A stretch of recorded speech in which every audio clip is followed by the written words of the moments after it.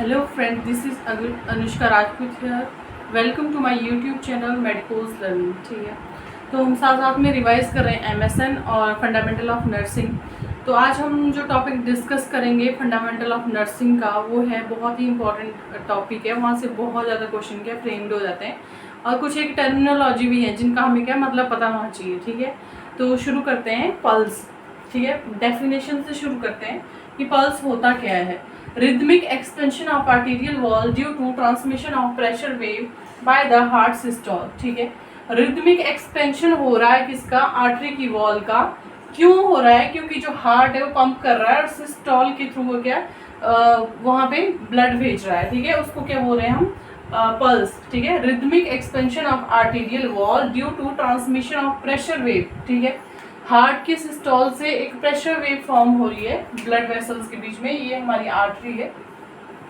ठीक है, अब यहाँ में ब्लड आ रहा है। ठीक है, ब्लड क्यों आ रहा है? जो हार्ट है वो क्या पंप कर रहा है। ठीक है, हार्ट के पंप होने से आगे क्या फ्लड जा रहा है। ठीक है, और इस ब्लड के एक वेव के फॉर्म में, एक वेव हुई, दोबारा कॉन्ट्रैक्ट करेगा, दोबारा वेव फॉर्म हुई, दोबारा कॉन्ट्रैक्ट करेगा, उसके बाद दोबारा वेव फॉर्म हुई। ऐसे जो वेव फॉर्म हो रही है, ठीक है, उसको हम क्या बोल रहे हैं? पल्स। वही हमें क्या महसूस होती है। तो रिदमिक एक्सपेंशन हो रही है आर्टीरियल वॉल की। क्यों हो रही है? क्योंकि जो प्रेशर वेव है वो क्या ट्रांसमिट हो रही है। ठीक है, उस आर्टरी की वॉल के थ्रू। ठीक है, और क्यों ट्रांसमिट हो रही है? क्योंकि हार्ट का क्या है, सिस्टोल के थ्रू क्या कर रहा है? कॉन्ट्रैक्ट कर रहा है। ठीक है, तो इसको हम क्या बोलेंगे? पल्स। नेक्स्ट लिखा है मैंने कुछ एक करेक्टरिस्टिक्स है पल्स के। ठीक है, सबसे पहले और इम्पोर्टेंट करेक्टरिस्टिक्स है हमारे पास पल्स रेट। ठीक है, pulsation felt on the artery पर मिनट। ठीक है, एक मिनट में एक आर्टरी में कितनी पल्सेशन हमें फील हो रही है, कितनी बार क्या है वो वेव फॉर्म हुई, उसको हम क्या बोलेंगे? Pulse rate. ठीक है, जो नॉर्मल कितना होता है हमारे पास 72 पर मिनट, और एवरेज करो तो 72 to 80 पर मिनट एडल्ट का है ना। इसको हम जरा डिटेल में डिस्कस करेंगे बाद में। नेक्स्ट है हमारे पास पल्स रिदम। ठीक है, रिदम में क्या देखते हैं हम? Regularity and continuity of the pulse. ठीक है, कि रेगुलर है। ठीक है, हर एक इंटरवल के बाद क्या रिपीट हो रही है। ठीक है, रेगुलर है और क्या है? कंटिन्यूअस है। ठीक है, उसको क्या बोलेंगे हम? Pulse rhythm. ठीक है, अगर रेगुलर भी और क्या है, रेगुलर भी और कंटिन्यूअसली रिपीट भी हो रही है तो नॉर्मल पल्स की क्या रिदम है। नेक्स्ट है हमारे पास वॉल्यूम। ठीक है, वॉल्यूम क्या होता है? Degree of expansion of artery during systolic stage. कि ठीक है, सिस्टोलिक स्टेज में ये आर्टरी है, कितनी क्या हो रही है? एक्सपेंशन कितनी हो रही है इस आर्टरी की वॉल की। ठीक है, ये नॉर्मल आर्टरी है, तो यहाँ से कितना एक्सपेंशन इसका हुआ। जितना ज़्यादा एक्सपेंशन होगा वॉल्यूम के हिसाब से ही होगा। ठीक है, वॉल्यूम ज़्यादा होगा तो एक्सपेंशन ज़्यादा होगा, जब वॉल्यूम कम होगा तो एक्सपेंशन क्या है आर्टरी का? कम होगा। ठीक है, तो degree of expansion of artery during systolic stage is known as pulse volume. ठीक है, नेक्स्ट आ गया हमारे पास एम्पलीट्यूड। एम्पलीट्यूड यही होता है हमारा, हम यहाँ से मेजर करते हैं ना कितना है नॉर्मल। तो फुलनेस ऑफ पल्स और साइज ऑफ द पल्स। ठीक है, तो एक पल्स जब फॉर्म हो रही है उसका साइज कितना है, कितना एम्पलीट्यूड है उसका। ठीक है, ऐसे ऐसे ये डेसेलेशन में है, एसेलेशन में, तो टोटल कितना है? मान लो इसका एम्पलीट्यूड इतना था और इतना ही फॉर्म हो रहा है तो एम्पलीट्यूड में प्रॉब्लम होगी। या नॉर्मल इतना होता है या उससे ज़्यादा फॉर्म हो रहा है तो भी प्रॉब्लम होगी। तो एम्पलीट्यूड क्या है? फुलनेस ऑफ द पल्स और साइज ऑफ द पल्स। ठीक है, एक पल्स का कितना साइज है उसको हम क्या बोलेंगे? एम्पलीट्यूड। नेक्स्ट अब हम पढ़ेंगे, नेक्स्ट है हमारे पास पल्स रेट है ना। कौन कौन से फैक्टर हैं जो पल्स रेट को अफेक्ट करते हैं? ऐसे कौन से फैक्टर हैं जो पल्स रेट को इंक्रीज करते हैं और ऐसे कौन से हैं जो पल्स रेट को डिक्रीज करते हैं? तो इंक्रीज करने वाले फैक्टर हमारे पास हैं एक्सरसाइज। ठीक है, जब कोई पर्सन एक्सरसाइज करता है तो उसकी पल्स रेट क्या इंक्रीज हो जाती है। सेम एंजाइटी में इंक्रीज हो जाती है। जब किसी पेशेंट को क्या होता है, फीवर होता है, उस कंडीशन में भी उसका क्या है, पल्स रेट क्या है, इंक्रीज हो जाता है। और हाइपरथायरॉयडिज्म में भी। ठीक है, हाइपरथायरॉयडिज्म में क्या होता है? मेटाबॉलिज्म ज़्यादा होगा, उसमें भी क्या ज़्यादा ब्लड की ज़रूरत होगी, ज़्यादा ऑक्सीजन की ज़रूरत होगी, तो पल्स रेट क्या होगी? फास्ट। नेक्स्ट आ गया हमारे पास सिडेशन में या कोल्ड एप्लीकेशन में। ठीक है, अगर हम किसी पर्सन को क्या दे रहे हैं? सिडेशन दे रहे हैं या कोई ड्रग दे रहे हैं जिससे वो सिडेट हो रहा है, या कोल्ड एप्लीकेशन कर रहे हैं, तो इन सब में क्या है, जो पल्स रेट है वो क्या है? डिक्रीज हो जाएगा। नेक्स्ट आ गया हमारे पास normal pulse rate. Normal pulse rate हमारे पास कितना होता है 72 पर मिनट, ठीक है। और ब्रॉड रेंज की अगर मैं बात करूं तो 72 से 80 पर बीट्स पर मिनट, उसको क्या हम बोलेंगे normal pulse rate. Broad range कितनी है 60 to 100 बीट्स पर मिनट। अगर 60 से कम हो रहा है हमारा पल्स रेट तो उसको हम क्या बोलेंगे ब्रेडिकार्डिया, ठीक है। हार्ट रेट की स्पेशली बात है। अगर ज्यादा हो रहा है, ठीक है, तो उसको क्या बोलेंगे टेकिकार्डिया। सेम अगर फिटल हार्ट रेट नॉर्मल अगर मैं पूछूं तो कितना होता है 140 बीट्स पर मिनट। और ब्रॉड रेंज की बात करूं तो 120 to 160 पर मिनट। कुछ एक बुक्स में एनक्लेक्स में 110 to 160 पर मिनट भी रेंज मानी है, दोनों ही नॉर्मल है, ठीक है। नेक्स्ट हम देखते हैं एबनॉर्मेलिटीज क्या क्या है पल्स की, है ना।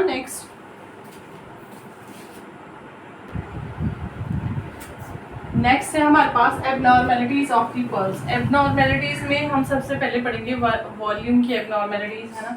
वॉल्यूम कम या ज्यादा होने से क्या क्या एबनॉर्मेलिटीज आएंगी। फर्स्ट है हमारे पास एब्सेंट पल्स, ठीक है। एब्सेंट पल्स हम किसको बोलेंगे कि हम पल्स फील करने लगे, ठीक है, हमें कोई पल्स फील नहीं हुई। फिर हमने क्या है थोड़ा सा प्रेशर लगाया, फिर हमने बहुत ज़्यादा प्रेशर लगाया, बहुत ज़्यादा प्रेशर लगाने के बावजूद भी हमें क्या है कोई भी पल्स क्या है फील नहीं हुई। No pulse felt despite of extreme pressure, तो हम क्या बोलेंगे इसको एब्सेंट पल्स। नेक्स्ट है हमारे पास वायरी और थ्रेडी पल्स, ठीक है, वायरी या थ्रेडी पल्स। इसमें क्या लिखा है पल्सेशन हमें क्या इजिली फेल्ट नहीं होगी, बट ठीक है इजिली फेल्ट नहीं हुई, फिर भी हमने बहुत ज़्यादा कोशिश की और क्या है हमें धीरे धीरे क्या है पल्स फील होना महसूस होगी। पर जैसे ही हमने हल्का सा प्रेशर लगाया पल्स के ऊपर, पल्स क्या है गायब होगी, डिसअपियर होगी। तो ऐसी पल्स को हम क्या बोलेंगे वायरी थ्रेडी पल्स। नेक्स्ट है हमारे पास वीक पल्स। वीक पल्स में क्या है, ठीक है, स्ट्रॉन्गर होगी थ्रेडी पल्स से, पर ये कि लाइट प्रेशर से क्या है उसमें तो स्लाइट प्रेशर क्या कर रहा है डिसअपियर कर रहा। इसमें क्या है ये इसकी कंपैरिजन में क्या है थोड़ी सी स्ट्रांग होगी।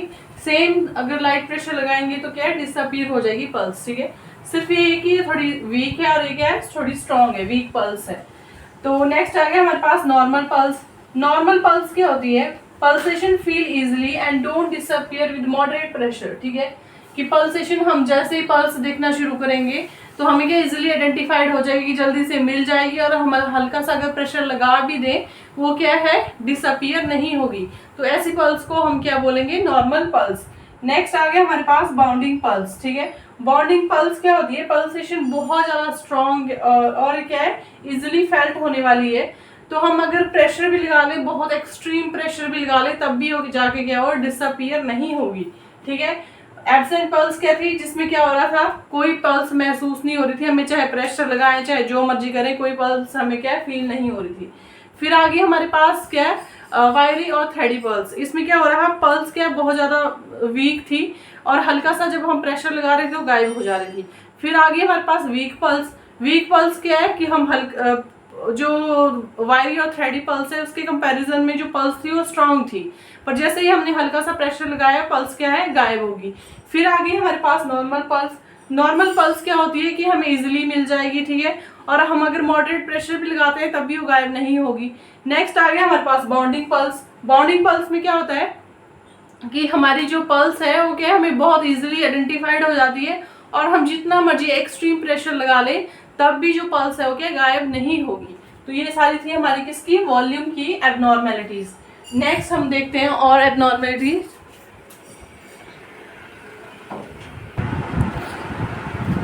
नेक्स्ट है हमारे पास डाइक्रोटिक पल्स, ठीक है। डाइक्रोटिक मतलब नाम से ही पता चल रहा है कि दो होंगी कुछ, है ना। One beat give to pulse, ठीक है, एक बार बीट होगी पर वो क्या दो पल्स हमें महसूस कराएगी, उसको क्या बोलते हैं हम डाइक्रोटिक पल्स। इस टाइप की पल्स कहाँ पे प्रेजेंट होती है जब पेशेंट में क्या होता है कार्डियक डिसरिथमियाज होते हैं, तब इस टाइप की पल्स क्या है प्रेजेंट होती है, ठीक है। नेक्स्ट आ गया हमारे पास इंटरमिटेंट पल्स। इंटरमिटेंट पल्स क्या होती है one pulse is missing during regular और रेगुलर पल्स पैटर्न, ठीक है, चाहे पल्स का पैटर्न रेगुलर है कि फिक्स टाइम के बाद आ रही है, ठीक है, अगर एक एक सेकंड का ड्यूरेशन बाद आ रही है तो क्या है चाहे फिक्स वाला चाहे रेगुलर वाला है उसका पल्स पैटर्न, या फिर रेगुलर पल्स पैटर्न है कि कभी 1 सेकंड के बाद आ गई, फिर 2 सेकंड के बाद आएगी, तो हर एक पैटर्न में क्या है, एक पल्स के बीच में क्या होगी, मिसिंग होगी। तो इस वाली पल्स को हम क्या बोलेंगे, इंटरमिटेंट पल्स। नेक्स्ट आ गया हमारे पास कोलैप्सिंग पल्स। ठीक है,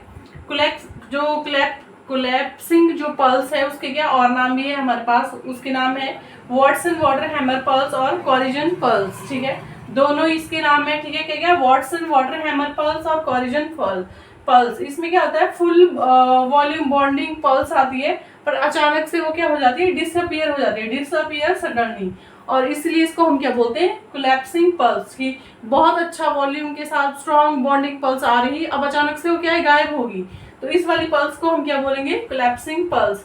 नेक्स्ट है हमारे पास पल्सस अल्टरनस। ठीक है, इसमें क्या है, alternatively strong and weak pulse known as pulsus alternans. ठीक है, एक बार पल्स आई, स्ट्रॉन्ग पल्स आई, फिर दूसरी बार आई, वीक पल्स आई, फिर स्ट्रॉन्ग, फिर वीक, तो इस टाइप का पैटर्न जब पल्स शो करती है तो हम इसको क्या बोलते हैं, पल्सस अल्टरनस। आगे भी है अभी और उनको डिस्कस करते हैं। नेक्स्ट हमारे पास जो एब्नॉर्मैलिटी है उसका नाम है बाइजेमिनल पल्स। ठीक है, इसमें क्या है, alternative pulse is weak and come early than हर टाइम। ठीक है, ऑल्टरनेटिव होगी पल्स, ऑल्टरनेटिव का क्या मतलब है, एक स्ट्रॉन्ग होगी एक वीक होगी, पर वीक होने के बावजूद क्या है, जैसे पल्स का फिक्स्ड टाइम ये था, क्योंकि रेगुलर पैटर्न जब फील करती है, पल्स फॉलो करती है, तो क्या है, हर एक फिक्स्ड टाइम के बाद क्या है, रिपीट होती है। बट इसमें क्या हो रहा है, यहाँ पे उसका क्या रिपीट होने का टाइम था, इससे पहले ही वो क्या है, रिपीट हो जा रही है, उससे पहले ही पल्स आ जा रही है, और आ भी रही है तो कैसी आ रही है, स्ट्रॉन्ग नहीं आ रही है, वीक आ रही है।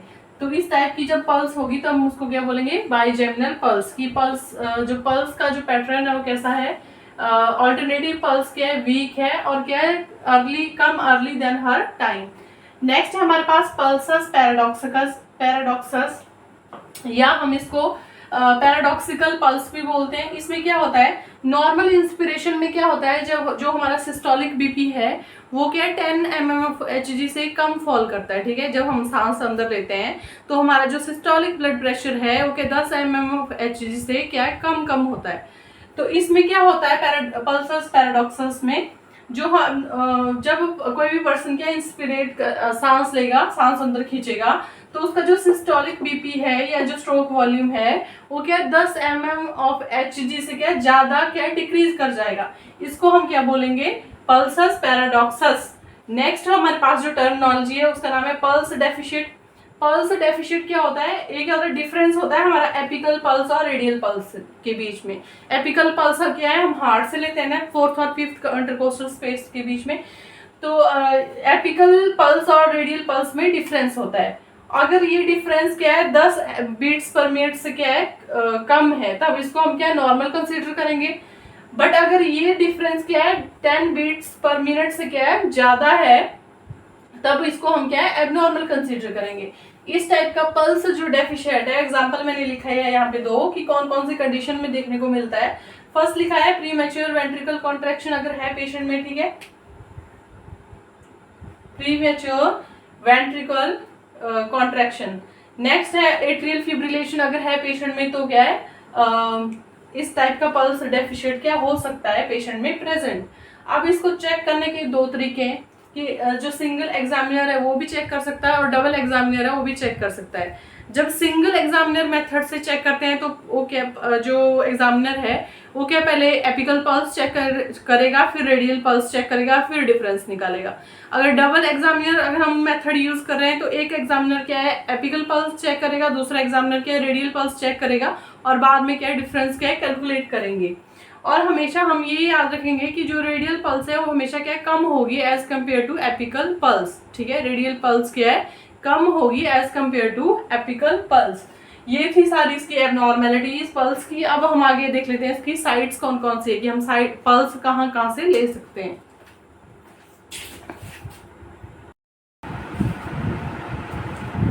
नेक्स्ट है हमारे पास साइट फॉर पल्स। ठीक है, साइट के डिफरेंट साइट्स हैं हमारे पास पल्स के लिए। फर्स्ट है हमारे पास टेम्पोरल पल्स। ठीक है, टेम्पोरल पल्स हम टेम्पोरल आर्टरी से लेंगे। फिर फेशियल पल्स आ जाएगी, फेशियल पल्स को क्या है फेशियल आर्टरी से लेंगे। उसके बाद कैरोटिड पल्स है, कैरोटिड आर्टरी से लेंगे। आपको पता है अराउंड द नेक में हमारे सिचुएटेड होती है।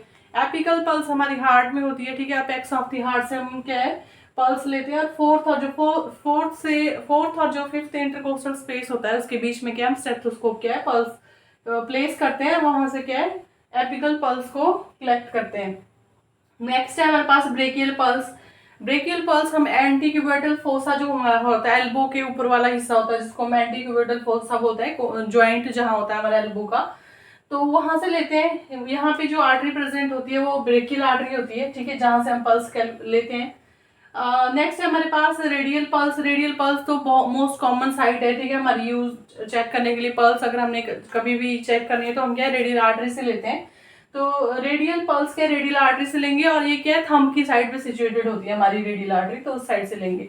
नेक्स्ट आ गया हमारा अल्नर पल्स। अल्नर पल्स क्या है अल्नर आर्टरी से लेंगे, और जो अपोजिट में होगी, ठीक है, जहां से हम रेडियल तो हम थंब की साइड से ले रहे हैं, अब लिटिल फिंगर की साइड से अगर हम पल्स ले रहे हैं तो उसको क्या बोलेंगे अल्नर पल्स।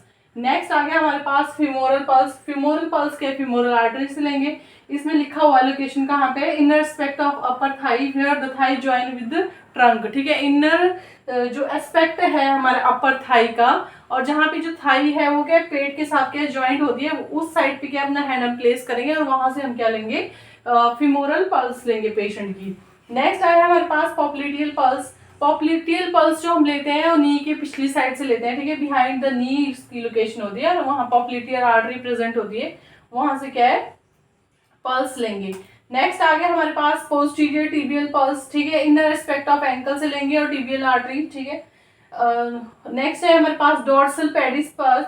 जो डॉर्सल पेडिस पल्स है वो क्या है at the top of the foot arc, हम वहां से क्या है कलेक्ट करेंगे डॉर्सल पेडिस पल्स। ये थी सारी साइड्स। इसके बाद हमारा कुछ एक पॉइंट्स रह गए, उनको डिस्कस कर लेते हैं, बाद में मैं क्या समराइजेशन देती हूँ आपको पल्स की पूरी।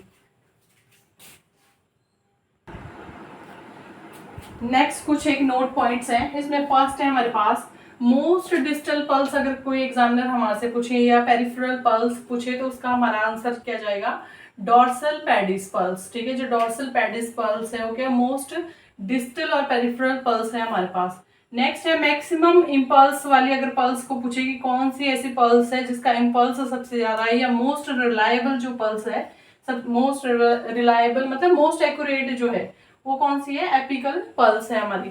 फिर है हमारे पास कि सुटेबल साइट न्यूबॉर्न में पल्स चेक करने के लिए कोई पूछे तो उसका आंसर भी क्या जाएगा एपिकल पल्स, ठीक है। अब आ गया सीपीआर, ठीक है। सीपीआर में बहुत ज्यादा कंफ्यूजन रहता है कि न्यूबॉर्न में कौन से चेक करते हैं, चाइल्ड में कौन से चेक करते हैं और अडल्ट में कौन से चेक करते हैं, तो आज के बाद क्या है कंफ्यूजन नहीं होगा। न्यूबॉर्न में हम ब्रेकियल पल्स क्या चेक करते हैं, अगर फर्स्ट प्रायोरिटी हम ब्रेकियल पल्स को देते हैं, अगर ब्रेकियल पल्स हमारे ऑप्शन में नहीं है फिर हम क्या है फिमोरल पल्स के ऊपर जाते हैं, ठीक है, बीएफ से हम इसको याद रखते हैं। नेक्स्ट आ गया चाइल्ड। चाइल्ड भी हम 1 से 8 साल का जो बच्चा है उसमें क्या है फिमोरल पल्स लेते हैं, अगर 8 साल से ऊपर का है तो फिर उसमें हम कैरोटिड पल्स ही चेक करेंगे। नेक्स्ट आ गया हमारे पास एडल्ट। एडल्ट में क्या हम कैरोटिड पल्स लेते हैं, ठीक है। ये सारे क्या थे नोट पॉइंट्स थे इसके पल्स के।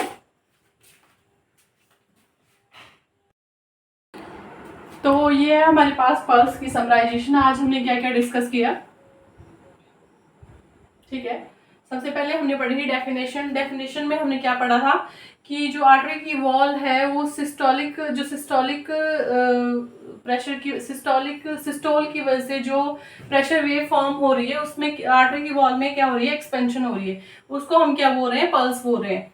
कैरेक्टरिस्टिक्स में हमने 4 कैरेक्टरिस्टिक्स पढ़े हैं, पल्स रेट पढ़ा था हमने, रिदम पढ़ा था रेट में कि कितना है 72 है 80 है, रिदम में रेगुलर है कि रेगुलर है, वॉल्यूम में कितना वॉल्यूम है जा रहा है ना, एम्पलीट्यूड में कितने स्ट्रॉन्ग है वीक है उस टाइप से है ना। नेक्स्ट पढ़ा था हमने पल्स रेट को थोड़ा सा डिटेल में कि कौन से ऐसे फैक्टर हैं जो पल्स रेट को क्या इंक्रीज करते हैं, कौन से ऐसे हैं जो डिक्रीज करते हैं। इंक्रीज करने वाले में हमने फीवर, एंजाइटी, हाइपरथायराइडिज्म, डिक्रीज करने वाले में हमने मतलब अगर कोल्ड स्पॉन्जिंग कर रहे हैं ना ऐसे कुछ पढ़ा था। उसके बाद फीटल हार्ट रेट हमने पढ़ी, नॉर्मल कितनी होती है ना 140। टेकिकार्डिया का बोलेंगे लेस देन 60 है, लेस देन अगर 60 है तो ब्रेडिकार्डिया बोलेंगे, मोर देन 100 है तो टेकिकार्डिया बोलेंगे हम। फिर हमने पढ़ी पल्स की एबनॉर्मेलिटीज। पल्स की एबनॉर्मेलिटीज में सबसे पहले हमने वॉल्यूम की एबनॉर्मेलिटीज पढ़ी, जिसमें हमने absent pulse, weak thready pulse, weak pulse, normal pulse और बॉन्डिंग पल्स पढ़ी। उसके बाद हमने अदर एबनॉर्मेलिटीज पढ़ी। अदर एबनॉर्मेलिटीज में हमने dicrotic pulse, intermittent pulse, collapsing pulse, pulsus alternans, bigeminal pulse, pulsus paradoxus, फिर पल्स डेफिशिएंट पढ़ा हमने लास्ट में, है ना। ये सारी क्या अदर एबनॉर्मेलिटीज थी। उसके बाद हमने क्या पढ़ा, साइट्स पढ़ी, पल्स टेकिंग साइट्स कि हम पल्स कहाँ कहाँ से ले सकते हैं। उसमें हमने पढ़ी temporal, facial, carotid, brachial, apical, radial, ulnar और फिमोरल, पॉप्लिडियल, पोस्टीरियर टिबियल और डॉर्सल पेडिस। फिर हमने पढ़े कुछ एक नोट पॉइंट्स, जिसमें हमने ये पढ़ा कि पेरिफेरल किसको बोलेंगे, बच्चों में कौन सी है, सीपीआर के टाइम कौन कौन सी पल्स लेते हैं हम। तो ये सारी थी इसकी पल्स की समराइजेशन। तो आई होप कि आपको क्या है आज का जो वीडियो लेक्चर है समझ आया होगा।